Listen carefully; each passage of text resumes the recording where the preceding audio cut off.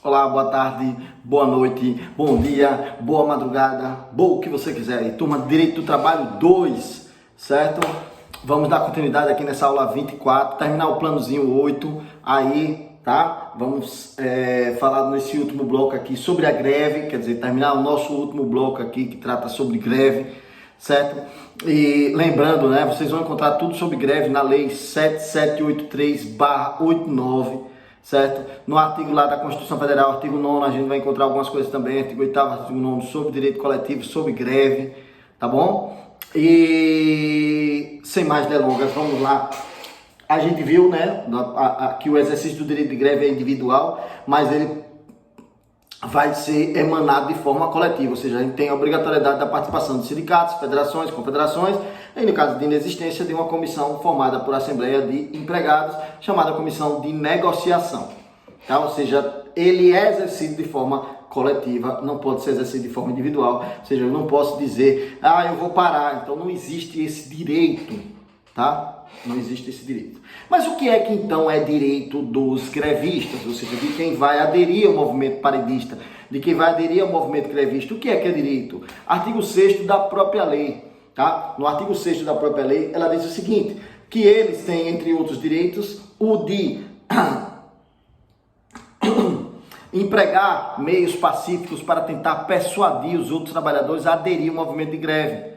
Tá? Então, com os meios pacíficos, para tentar persuadir, utilizar-se de todos os outros meios de persuasão. É claro, não abusando do exercício do direito de greve, né? Não forçando, respeitando a liberdade de ir e vir, respeitando o direito de propriedade, respeitando a vontade das pessoas, né? Então, respeitando o pensamento ideológico político da outra pessoa, mas, ou seja, diante de tudo isso, é direito deles empregar qualquer de outros meios, tipo placas e tal, aquela coisa toda, cartazes, né, filmes, vídeos, aquela coisa, aí pode, tá? Ou seja, todos os meios pacíficos admitidos em direitos poderão ser utilizados, ou seja, são direitos dos grevistas para tentar, né, persuadir a adesão dos outros trabalhadores ao movimento de greve. Ou seja, quanto mais trabalhadores estiverem aderindo ao movimento de greve, o movimento torna-se mais forte, tornando-se mais forte, é uma ferramenta maior de negociação, né, para tentar futuramente negociar. Outro direito que os empregados têm, que os grevistas têm, é o de arrecadar fundos, tá? Eles podem arrecadar fundos durante o movimento, divulgando o movimento, para que o movimento não se enfraqueça, né? Muitas vezes eles ficam fazendo greve em frente a prédios e precisam de auxílio com relação à alimentação, água, bebida, do que for, então eles precisam ali, nesse caso, eles têm esse direito também de arrecadar entre os outros empregados, né, participar, entrar na repartição, tudo com a permissão, é claro, do empregador, mas entrar e conseguir arrecadar fundos para garantir, né, a durabilidade do movimento, né, a durabilidade, né, com a saúde e com a higiene para os empregados. Agora também, por outro lado, eles têm deveres também. Tá? Eles têm deveres, ou seja, o pessoal que faz o movimento grevista tem deveres. E o primeiro deles é não abusar do exercício desse direito de greve, certo? É não abusar do exercício desse direito de greve de forma a violar as garantias fundamentais, tanto dos outros consumidores, como dos outros empregados e também do empregador.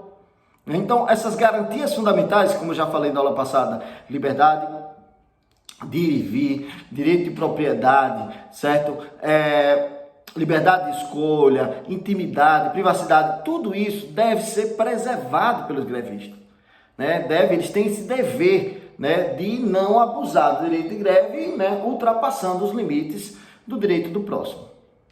Primeiro dever. Outro, eles também, gente, eles não podem adotar meios para constranger os outros empregados para comparecer ao trabalho, ou seja, impedir, certo? Eles não podem impedir quem queira ir trabalhar, como eu disse, o direito de ir e vir, não, eu não quero aderir, eu não concordo com esse movimento, o movimento começou sem a minha concordância, eu quero trabalhar, pronto, vá,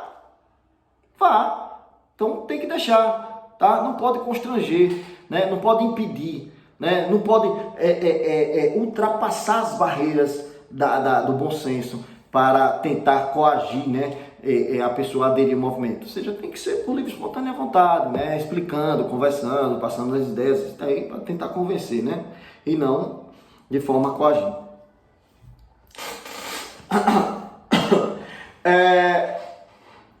Outra coisa com relação ao direito de greve, assim, com relação ao direito de greve, como eu tinha dito, a greve em si, por si só, ela tem a natureza jurídica de suspender o contrato de trabalho. Certo? O movimento grevista, ele suspende o contrato de trabalho. Então, durante aquele movimento, a gente não vai ter a prestação de serviço, tampouco o empregador vai pagar a remuneração do empregado. Entretanto, a gente já viu lá, quando estudou suspensão do contrato de trabalho, que o contrato de trabalho não pode ser rescindido, gente. O contrato de trabalho não pode ser rescindido durante o movimento grevista. Então, porque senão aí já iria frustrar a greve. Ninguém ia fazer greve sabendo que poderia perder o emprego. Certo? Isso está onde? Artigo 7º, parágrafo único. E até uma questão de lógica, né? Porque se você reconhece o movimento grevista como uma suspensão do contrato de trabalho, durante a suspensão do contrato de trabalho não pode haver o seu encerramento. Tem que se aguardar, voltar e ver aí a situação para assim permanecer ou não com o emprego. Tá? Então não pode. O empregador, ele pode também, durante o movimento, ele não pode também, durante o movimento grevista, o empregador, ele não pode contratar novos empregados para substituir aqueles que estão de greve, que aí ele também ia frustrar o movimento, né? Ele iria frustrar porque não iria estar prejudicado, salvo nas condições do artigo 9º e 14, que a gente vai falar de atividades essenciais, quando não for mantido o mínimo de funcionamento pelas entidades sindicais durante o movimento grevista, tá? Então a gente vai ter determinadas atividades que são consideradas, segundo o artigo 9º, 10º, atividades essenciais, e que o empregador não pode ficar sem ter o seu funcionamento, sem ter prejuízo em máquinas e tal, aquelas coisas todas. Então os empregados têm que manter pelo menos o mínimo ali para garantir, né, o desenvolvimento dessas atividades essenciais. Se eles não mantiverem esse mínimo, o empregador está autorizado a contratar, pelo menos de forma temporária, os empregados para manter ali em funcionamento as máquinas e não sofrer um prejuízo maior, né, um prejuízo muito maior. Então, é só nesses casos. Agora, nos demais, o empregador não está autorizado a contratar aí novos empregados. Tiago, existe prazo para que os grevistas avisem o empregador, ou seja, que vão entrar no movimento, que vão fazer o movimento, existe um prazo? Existe. Em regra geral, para todo e qualquer tipo de atividade, o prazo é de 48 horas. Então, os empregados, os grevistas, eles têm que avisar o empregador com um prazo aí mínimo, né, de 48 horas. Pode avisar com mais, agora com menos do que 48 não. Essa greve poderia ser considerada abusiva, tá? Então, eles têm um prazo aí para avisar, né, com antecedência mínima de 48 horas. Entretanto, se a atividade for considerada uma atividade essencial, tá? Se a atividade for considerada uma atividade essencial, e aí eu vou dizer quais são as atividades essenciais que estão descritas no artigo 10 da CLT, ou desculpe, da lei, né, de greve.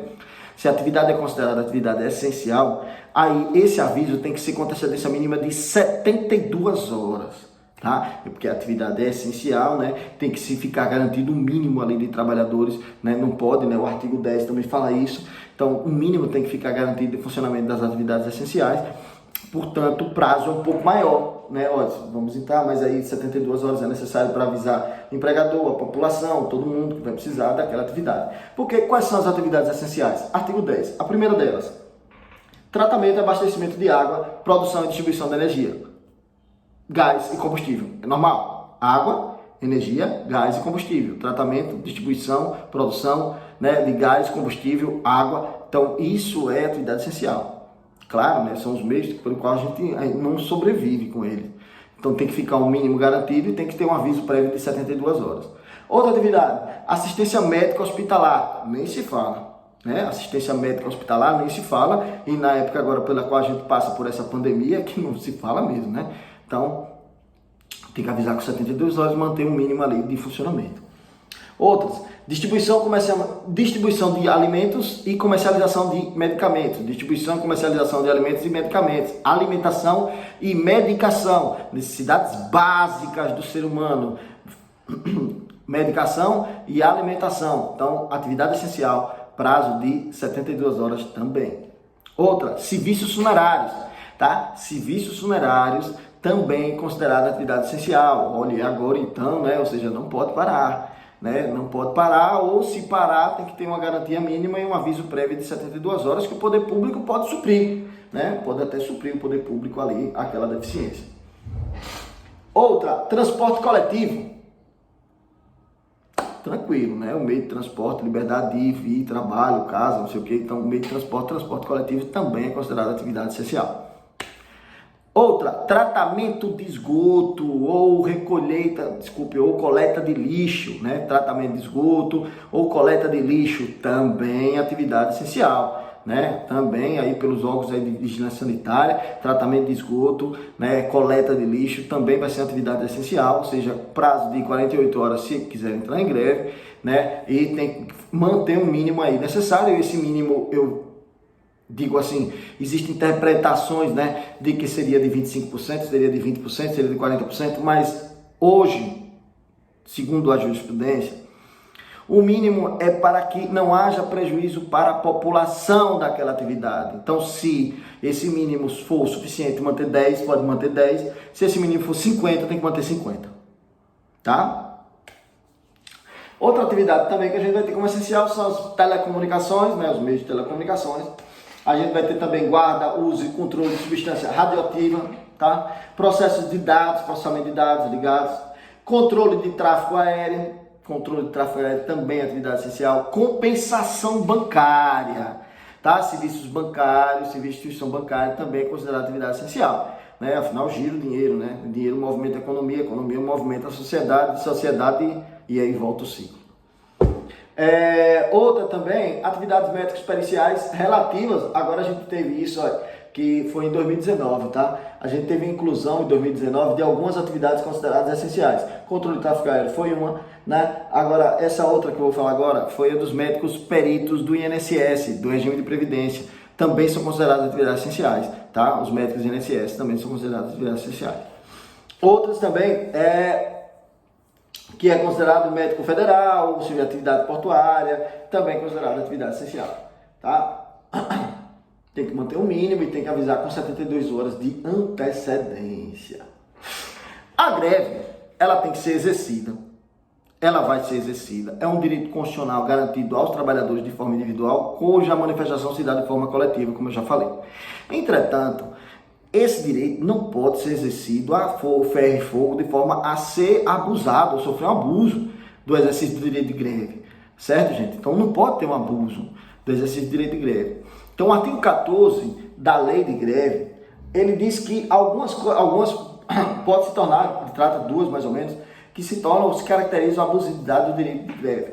Tá? A primeira delas é que constitui a abusividade do direito de greve a não observação dessas normas, ou seja, das normas que a gente já viu aqui, né, de manutenção do mínimo, de aviso de 72 horas, de 48 horas, e de a deflagração pelo sindicato, enfim, né, construir não obedecer essas normas, que a gente viu até aqui nessas duas aulas, é abuso do direito de greve.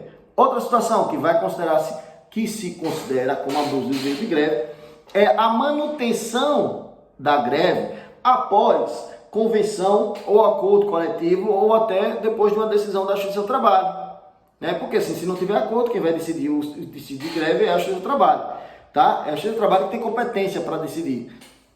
Então, gente, se de repente não tem acordo, tudo bem, eles continuam, aí se sair uma decisão da Justiça do Trabalho, tem que acabar com a greve, certo? Principalmente se tiver atividade essencial e as partes não entram no acordo, o Ministério Público ele pode instaurar o dissídio e a competência da Justiça do Trabalho. Tá? A Constituição Federal dá essa legitimidade ao Ministério Público, ou seja, as partes não chegaram num comum acordo, o Ministério Público vai instaurar o dissídio, porque a atividade é essencial, não pode ficar ali, essa greve é eterna. Também é considerado a abusividade do direito de greve quando as partes entram, né, num acordo, elas fazem como um acordo e uma das partes não respeita esse acordo e continua com o movimento de grevista. Quer dizer, continuar com o movimento de grevista depois do acordo, depois da convenção, não dá, tá? É abusividade do direito de greve. Entretanto, no inciso 1 e 2, lá do artigo 14, a gente tem situações em que pode haver a permanência. Quando? Quando uma das partes não cumpre o que ficou acordado. No caso, quando o empregador não cumpre. Quando o empregador não cumpre o que ficou acordado ali, no acordo, na convenção coletiva, ou até não cumpra a decisão judicial, na sentença normativa, as partes podem voltar a instaurar o dissídio de greve ou continuar a permanecer no dissídio de greve até que ele cumpra com o que ficou acordado. Tá? Então não vai ser considerado abuso quando não houver o respeito por parte do empregador, né, ou do sindicato dos empregadores, de instituir aquilo que ficou acordado ou aquilo que ficou determinado na decisão judicial. Então pode permanecer. E, por fim, ainda sobre o exercício do direito de greve, ainda sobre a greve, o artigo 17, ele proíbe que o empregador paralise as suas atividades durante a greve. É o chamado lockout.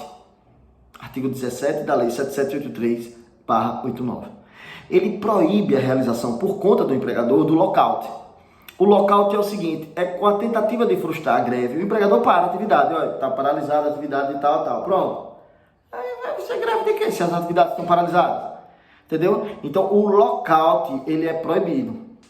Então tá lá. Tá? Artigo 17, o empregador não pode frustrar. Ele já não pode frustrar o direito de greve dos empregados. Então, se ele paralisar as atividades, ele vai estar aí frustrando muito esse exercício do direito de greve, certo? Então, o lockout, né? Lockout, ele é proibido pelo empregador, pela lei de greve, tá? Porque tende a frustrar o exercício do direito de greve dos empregados. Beleza? Então, gente, terminado o plano 8, agora como um todo, né, falando de greve, o assunto é até aqui, e para quem está só acompanhando, para se atualizar e tal, se quiser também assistir as aulas de Direito do Trabalho, não estão lá, está faltando aqui, e eu vou, não agora, mas depois dessa parte, dessa época de provas e tal, eu vou acrescentar aqui as aulas anteriores ao canal, ou seja, aulas sobre suspensão de contrato, alteração do contrato de trabalho, sobre rescisão do contrato de trabalho, sobre interrupção, suspensão, então sobre tudo eu vou acrescentar aqui no canalzinho, certo? E aí você já pega ou fica com o Direito do Trabalho 1 e 2 completo, tá? Trabalho 1 eu também vou fazer a mesma coisa, falando de partes históricas, de princípios e por aí vai. Beleza? Abraço, até mais.